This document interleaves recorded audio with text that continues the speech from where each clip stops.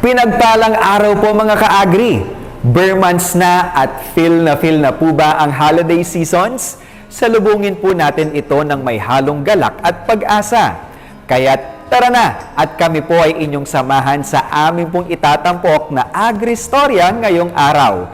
Alam nating lahat na hindi makukumpleto ang lasa ng fruit salad kung wala ang buko. Katulad na lamang po ng ating itatampok ngayon na hindi nakumpleto ang buhay kung wala ang buko. Paano po nangyari ito? Tara na at samahan niyo po kami at aalamin natin dito sa atin pong programa na AgriTV Central Luzon.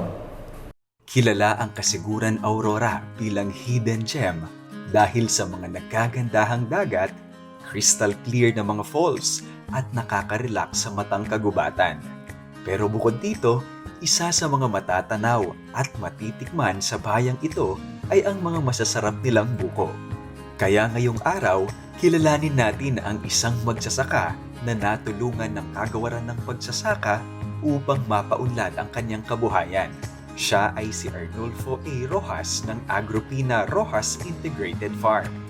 Nagsimula po ito 2003, pero way back pandemic time, 2020, ay andito ako ng time na yon. Nag-start ako pa unti-unti ng farming noon. Pero prior to pandemic, ay tatrabaho ko sa isang multinational company, automotive industry, European based siya, as a quality assurance engineer. Then, yun nga, prior pandemic, mayroong isang group, advocate group na nag-advocate about coconut industry, yung Save the Coconut Movement. Dahil may issue nun ng coconut yung cocolisap. So binantayan ng grupo na yon at yun, nasama ako doon. Dito nakita ni Sir Arnulfo ang mga oportunidad sa pagnenegosyo ng buko mula sa food at non-food products. So naisip ko may coconut farm kami dito. Yun, nagka-idea ako na pwede kong i-adapt dito yan sa Aurora, dito sa Kasiguran. Tinanggap ni Sir Arnulfo ang offer sa kanya na mag-early retirement at ininvest sa farming ang nakuhang benepisyo mula sa dating trabaho. Dahil sa nakita ko na may may farm kami dito, may farmland kami. More or less, nasa 8 hectares lahat to Tapos wala lang, di lang masyado nagiging productive to Tsaka, noong time na yun, nasa isip ko na ayokong tumanda sa corporate. Ubusin ko yung lakas ko doon, Almost 22 years ako sa sa company na yon. So yun, nasa mindset ko na naghahanap lang ng timing.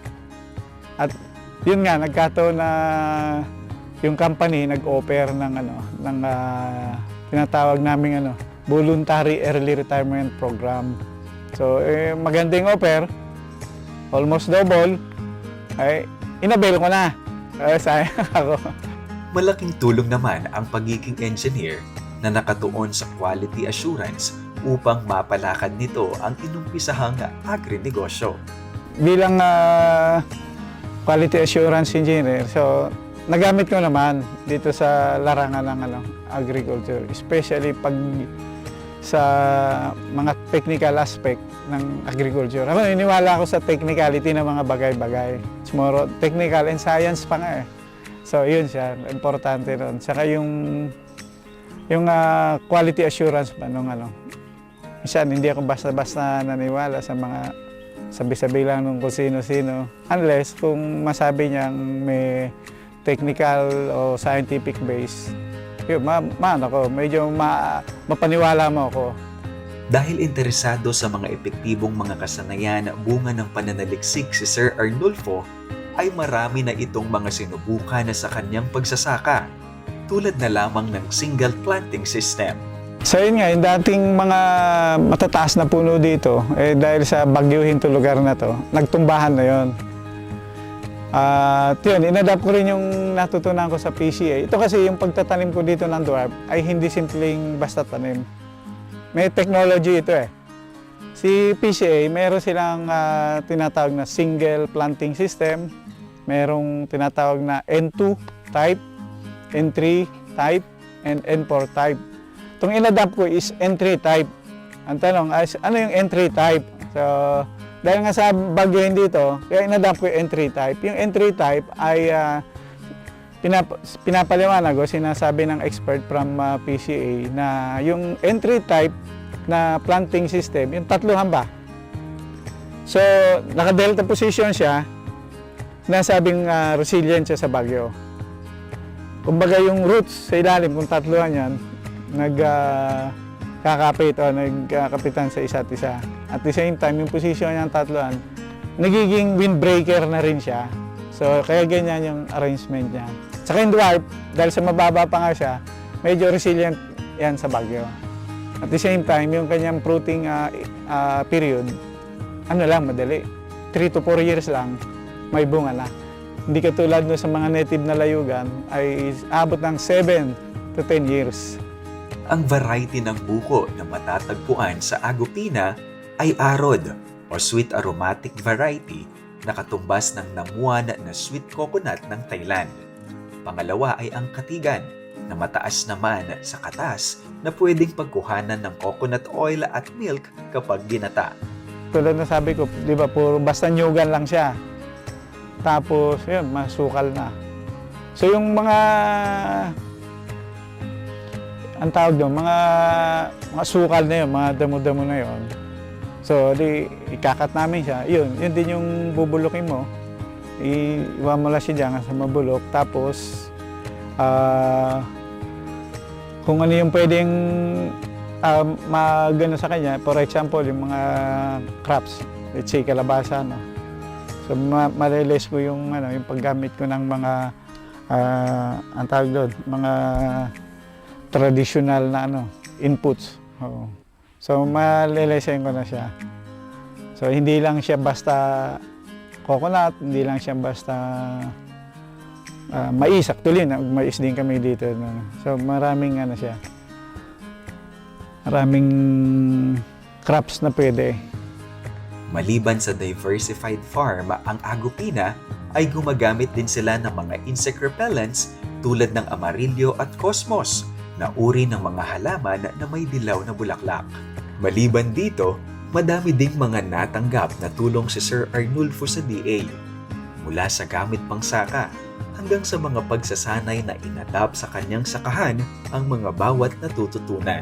Yung tungkol naman sa mga intervention, number 1 sa PCA, ayun, yung coconut seedlings, mga technical assistance, tsaka, ang tawag doon, yung mga abono o fertilizer for coconut. Special kasi yung abono ng coconut, yung salt.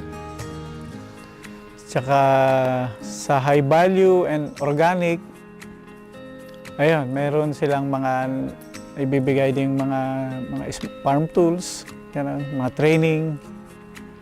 Ayan, saka yung ilang mga let's say, ang tawag dyan, yung plastic, UV plastic.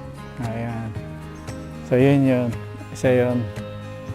Tapos meron din yung decomposting machine, saka STW. Ayan, meron. Saka yung ilang mga technical na assistance, mga seminar, training. So yun. Natulungan din siya ng DA Agricultural Training Institute upang maging isang ganap na learning site for agriculture at mabigyan ng pagkakataong maibahagi ang kanyang mga kaalaman sa pagsasaka ng buko. So, unang-una, kaya ako naisip na gawing LSA ito, Learning Site for Agriculture, yung mga stock knowledge o yung mga learning na napupulot ko sa mga training. Especially sa mga sa medyo malalayong lugar na hindi naman na-avail ng regular o ordinaryong farmers na dapat kong mai-share sa kanila. So through LSA, kung LSA ito, makakapag-contribute ako, magiging multiplier ako ng DA sa pag-educate ng mga farmers natin. Anin mo yung kung ako lang natuto sa pinuntahan ko yung karunungan sa akin lang. Naniniwala ko na yung karunungan ay sinishare yan.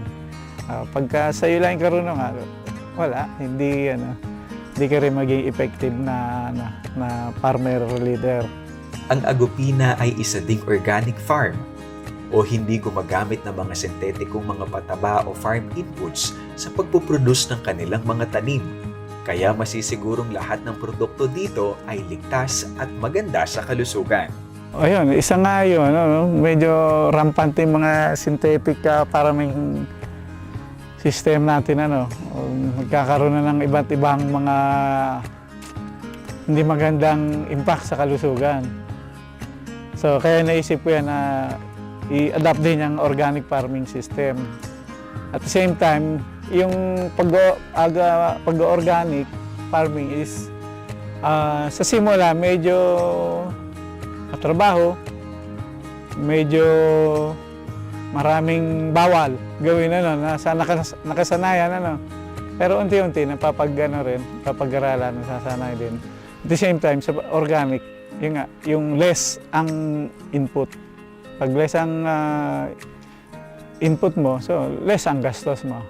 May mensahe naman si Sir Arnulfo para sa kapwa niya magsasaka at sa Department of Agriculture. So yun lamang po. Salamat sa mga agency natin, DA, na patuloy rin nagsusumikap. Kasi kung DA alone lang din, wala rin response sa baba, ay wala rin epekto yun. So dapat, naniniwala ko, dapat tripartite yan. Government, at mga institution, at saka yung farmers mismo. Ang sektor ng agrikultura ay hindi dapat itinuturing na trabahong pangmahirap. Pero ito ay trabaho ng isang bayani sapagkat ito ang dahilan ng pag-usad ng isang bansa. Kaya sa agrikultura, sikat ka.